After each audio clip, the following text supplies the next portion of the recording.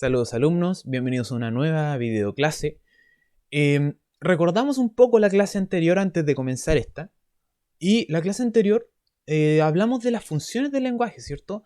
¿Cuáles eran las funciones del lenguaje? ¿Cómo podíamos reconocerla y para qué servían? Representativa, expresiva, poética, apelativa, metalingüística y fática son las que hablamos. Espero que las puedan recordar y que puedan empezar a identificarlas ya cuando las vean en un texto o cuando las vean más adelante dentro de la vida cotidiana, ¿cierto? La vida diaria, porque hay expresiones, o sea, hay funciones que usamos mucho en la vida diaria.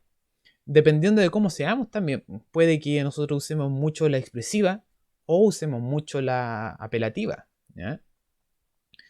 La fática también, la fática es algo que debemos usar mucho, que era para comenzar o terminar una conversación, ¿cierto? Entonces algo que sí o sí vamos a estar ocupando en el día a día. Ahora, ¿de qué va a tratar la clase de hoy? La clase de hoy es un poquito diferente a las otras clases. ¿Por qué? Porque esta clase es un repaso. Bueno, es una de dos clases que vamos a hacer de repaso que van a tratar toda la materia que hemos visto a lo largo del año. Voy a ir por parte, obviamente. Ya voy a tomar esta primera clase. Se centra, voy a cambiar la camarita aquí. Ya. Esta primera parte se centra en todo lo que son textos literarios, ¿ya? Todo lo que está escrito. Vamos a empezar a hablar, vamos a empezar a recordar, porque estas son clases que hicimos a principio de año, o sea, son las clases 2, 3, hasta creo que como la clase 6 en las que vamos a repasar. Entonces es muy probable que esos contenidos ya estén volando por ahí en nuestra cabeza y no estén muy frescos, la verdad. ¿Eh? ¿Qué hacemos o con qué vamos a comenzar hablando? Vamos a comenzar hablando con qué es un texto literario, qué es un género literario. ¿Ya? Son, como dice aquí, las más amplias formas orgánicas o modelos de realización de obras literarias. Es como el todo. ¿Ya? ¿Y en qué se divide? En tres categorías genéricas que son las que vamos a hablar ahora. Lírica, narrativa y dramática. ¿Ya? Las vamos a ir repasando. Tenemos dramática, que así, estas imágenes son como a grandes rasgos y espero que viendo las imágenes se puedan como despertar la mente, despertar su cerebro dormido, aquellos pequeños recuerdos que están por ahí, que no saben muy bien qué era cada cual. Tenemos dramática, yo creo que eso, como es de uno de los últimos que hemos pasado, no está tan olvidado ahí la dramática, lo que es el teatro, ¿cierto? La narrativa, los libros, los cuentos, fábulas, todas esas cosas fantásticas que se escriben, que se leen, esos libros gordotes a veces de 1200 páginas que tenemos ahí para leer y que leemos muy felices, ¿cierto? Y la lírica, que son poemas, ¿cierto? Aquí tenemos a dos, no sé qué son, pero están escribiendo poemas. Y comenzamos por lo más simple, lo más general de todo lo que lo envuelve es la prosa, en cierta forma. Porque la prosa es como, no es como, es todo texto que se encuentra escrito sin el uso del verso. O sea, cuando no estamos usando verso, estamos usando prosa. Y es lo que generalmente usamos nosotros para comunicarnos, es lo que generalmente usamos para escribir una carta, escribir un correo, para hablar por WhatsApp, para escribir algo que nos pasó en Instagram, en Facebook, cuando estamos contando algo y queremos comunicarle a otra persona lo que nos sucedió. Generalmente lo escribimos en prosa. No quiero decir que no haya alguien por ahí que le encante escribir en verso, es perfectamente aceptable, pero lo más general, lo que más usamos es la prosa. ¿Por qué es la forma más natural? ¿Por qué es la forma más usada? Es porque, como había dicho, es la más natural, ¿cierto? Del lenguaje escrito y hablado. A diferencia del verso, la prosa no tiene que seguir ningún ritmo, no tiene que seguir ninguna medida. Hay prosa poética, sí, pero de todas formas la prosa tiende a ser un poco más libre, ya más relajada. A todo esto, en este PPT, cuando lo bajen, se van a dar cuenta de que aquí abajito, justo abajito, al lado del número de la página, dice detalles en clase número 6. Eso quiere decir que donde se habla un poco más de la prosa es en la clase número 6. Y si tienen guardado el PPT de la clase número 6 o hay algo que no entendieron de la prosa, se van a la clase 6 y refrescan un poco más la memoria, porque la idea de esto es irlo pasando un poquito más light. Ahora, género narrativo. Género narrativo es todo lo que narra, cuenta o relata una historia de carácter ficticio. Recuerden lo que yo les dije, se los dije creo que 1.000.000 de veces. Todo lo que está escrito, todo lo que nosotros vemos en la televisión, todo es una mentira. Todo es una mentira, todo lo que está escrito. Entonces siempre es ficticio, ¿ya? Posee un narrador. Ahora, ¿cómo es ese narrador? Si es interno, externo, si es omnisciente, eso depende de la obra y depende del autor, ¿ya? Pero siempre hay un narrador ahí metido. Puede ser cuento, novela, fábula, leyenda. Cada uno tiene diferencias y similitudes que lo van haciendo especial. Ahora, tenemos nosotros que hablamos, cuando hablamos de Píramo y Tisbe, hace tiempo, no sé si se acuerdan de esa historia, que les pedí que leyeran a Píramo y Tisbe. Hablamos de la adaptación literaria. ¿Y qué era la adaptación literaria?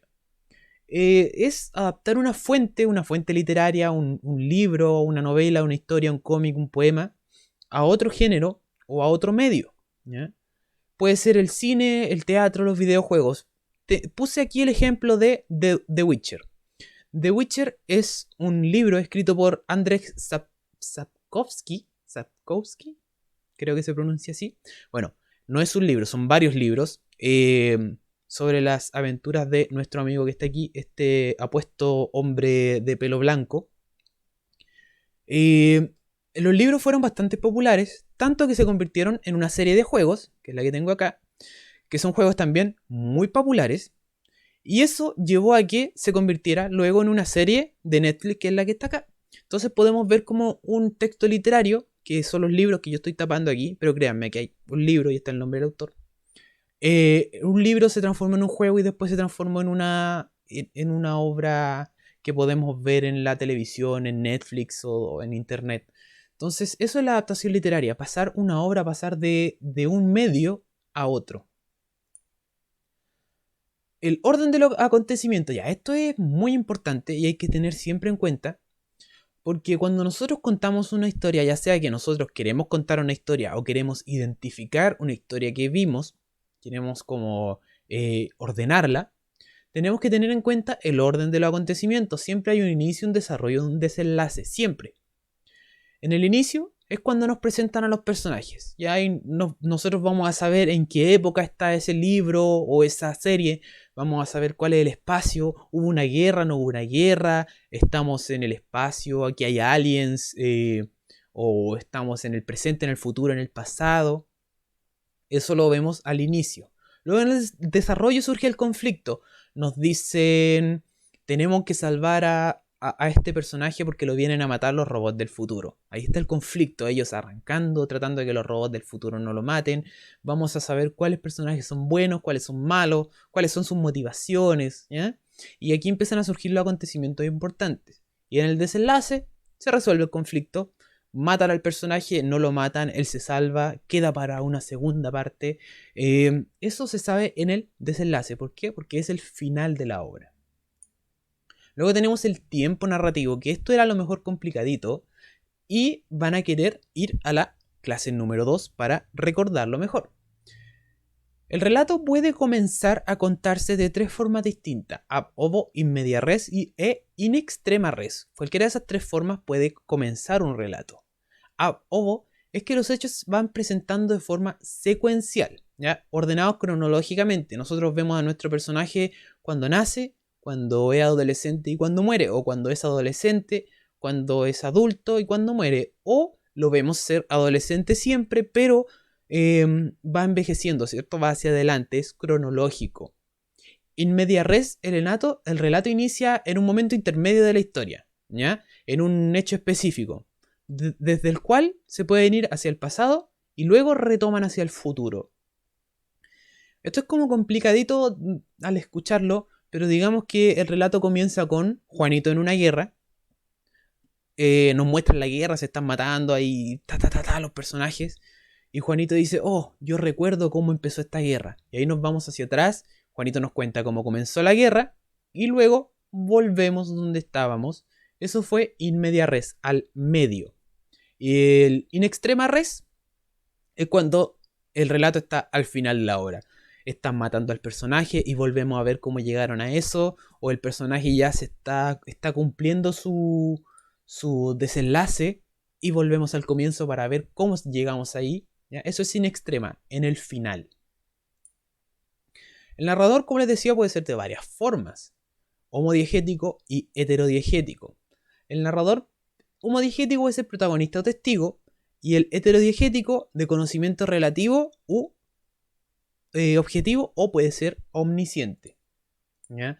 La clase número 2 están los detalles de qué se trata cada narrador. Si no lo recuerdan, por favor vayan a la clase número 2 y traten de ver ese video o recordar un poquito mejor. Los personajes, esto también es rápido de recordar. Personajes, tenemos el personaje principal, secundario y el incidental. El principal, obviamente, el que mueve la narración, el más importante, ¿cierto? Puede ser protagonista o antagonista. Protagonista el bueno, antagonista el malo. Personajes secundarios tienen menor grado de participación, pero igual son importantes, ¿eh? Acompañan al personaje principal, van con ellos, son sus amigos, les dan consejos. Es un personaje que está ahí, pero si él no estuviera, igual se podría desarrollar la historia, igual se podría desarrollar la obra. Y el incidental son personajes que aparecen de repente y que no son tan importantes, aparecen una o dos veces y después nos olvidamos de ellos. Recordando el género dramático, como esto es más moderno, lo voy a pasar así rapidito. Que está hecho para ser representado, recuerden. Todo escritor, cada uno que escribe una obra dramática es porque quiere que sea representada en un teatro. Ojalá uno tan grande y bonito como el que está aquí abajo. Los personajes, no hay narrador, porque ellos dialogan entre sí y así se va conociendo la historia. Puede ser tragedia, comedia o drama. Todos tenían diferencias muy grandes y la principal era la persona que los representaba. O el protagonista de cada una era muy diferente. Y el elemento esencial es el conflicto. Tiene que haber un conflicto. Se diferencia en obra dramática y obra teatral, que, como les había dicho, lo más importante es que una obra dramática se convierta en una obra teatral y pase del papel del autor a la representación con el director teatral. Detalles en la clase 9. Finalmente, el desarrollo histórico del género dramático. Y aquí explicamos un poco qué era la comedia, la tragedia y el drama. La comedia era ridiculizar defectos de los personajes a través de un estilo cómico. Y los personajes eran gente común, personas normales, con un poquito de exageración. ¿Ya? La comedia trata un poquito de exagerar. La tragedia, los protagonistas son personas dignas de imitación. Y aquí teníamos a estos semidioses, a estos héroes, hombres fornidos que se enfrentaban a dioses y luchaban a combos contra monstruos gigantes. Eso pasa en la tragedia.